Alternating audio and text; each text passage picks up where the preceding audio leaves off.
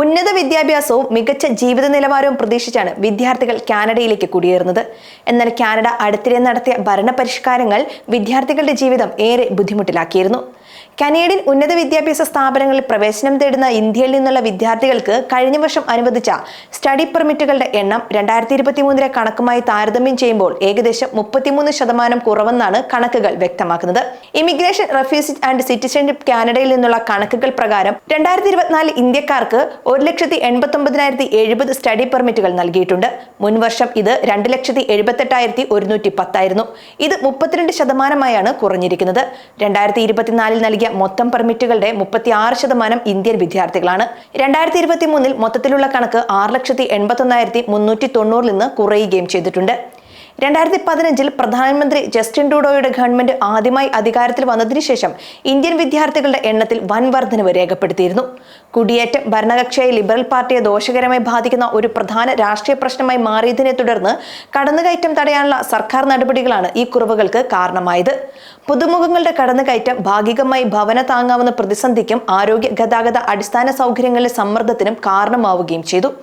ഈ നയങ്ങൾ ഉന്നത വിദ്യാഭ്യാസ മേഖലയിൽ ചെലുത്തുന്ന സ്വാധീനത്തിന്റെ പേരിൽ വിമർശിക്കപ്പെടുകയും ചെയ്തിരുന്നു. ഒരു വർഷം മുമ്പ് കാനഡയുടെ പൊതു പോസ്റ്റ് സെക്കൻഡറി പരിശീലനത്തെയും കോളേജുകളെയും ഇൻസ്റ്റിറ്റ്യൂട്ടുകളെയും കമ്മ്യൂണിറ്റികളെയും ദോഷകരമായി ബാധിച്ച ഓവർലാപ്പിംഗ് തിടുക്കത്തിലുള്ള ഭരണപരിഷ്കാരങ്ങൾക്ക് വഴിവെക്കുകയായിരുന്നുവെന്ന് കാനഡയിലെ കോളേജുകളുടെയും ഇൻസ്റ്റിറ്റ്യൂട്ടുകളുടെയും സിഇഒ പ്രസിഡന്റ് പാരി ജോൺസൺ അഭിപ്രായപ്പെടുകയും ചെയ്തു.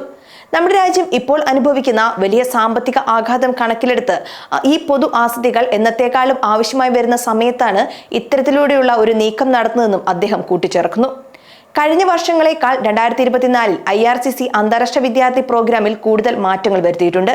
10 മാസ കാലയളവിൽ 13 പ്രധാന നയമാറ്റങ്ങളാണ് വരുത്തിയത്. 2024 അവസാനത്തിൽ അന്താരാഷ്ട്ര വിദ്യാർത്ഥി കോളേജ് അപേക്ഷകൾ 54% കുറഞ്ഞു. ഫെഡറൽ നയം നിശ്ചയിച്ചിട്ടുള്ള 35% ലക്ഷ്യത്തെക്കാൾ വളരെ താഴെയാണിത്. അതുകൊണ്ട് തന്നെ ഈ വർഷം കാര്യങ്ങൾ വളരെ മോശമാകുമെന്ന പ്രവചനങ്ങളാണ് പുറത്തുവരുന്നത്. അന്താരാഷ്ട്ര വിദ്യാർത്ഥികളുടെ എണ്ണം കുറയുന്നതിനാൽ നിരവധി സ്ഥാപനങ്ങൾ പ്രോഗ്രാമുകൾ അടച്ചുപൂട്ടുകയോ ജീവനക്കാരെ ഒഴിവാക്കുകയോ ചെയ്തിട്ടുണ്ടെന്നും റിപ്പോർട്ടുകൾ സൂചിപ്പിക്കുന്നു. ജനുവരിയിൽ സെന്റ് ലോറൻസ് കോളേജ് നടത്തുന്ന സെമസ്റ്ററിൽ ആരംഭിക്കുന്ന 55 പ്രോഗ്രാമുകൾ വെട്ടിക്കുറയ്ക്കുന്നതായി പ്രഖ്യാപിച്ചു. 49 കോഴ്സുകളിലേക്കുള്ള എൻറോൾമെന്റ് താൽക്കാലികമായി നിർത്തിവെക്കുമെന്ന് സെനറ്റിയൻ കോളേജ് ഈ മാസം ആദ്യം തന്നെ അറിയിച്ചിരുന്നു. 2024 അവസാനത്തോടെ 40 പ്രോഗ്രാമുകൾ താൽക്കാലികമായി നിർത്തിവെക്കുകയാണെന്നും സെനക്കെ പോളിടെക്നിക് ഗ്രേറ്റർ ടൊറന്റോ ഏരിയയിലെ മാർക്കം ക്യാമ്പസ് താൽക്കാലികമായി അടച്ചുപൂട്ടാൻ നോക്കുകയാണെന്നും ഷെറിഡൻ കോളേജ് അറിയിക്കുകയും ചെയ്തു.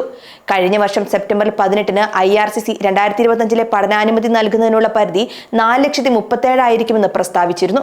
2024 4,85,000 എന്ന ലക്ഷ്യത്തിൽ നിന്ന് ഇത് കുറയുകയും ചെയ്തു.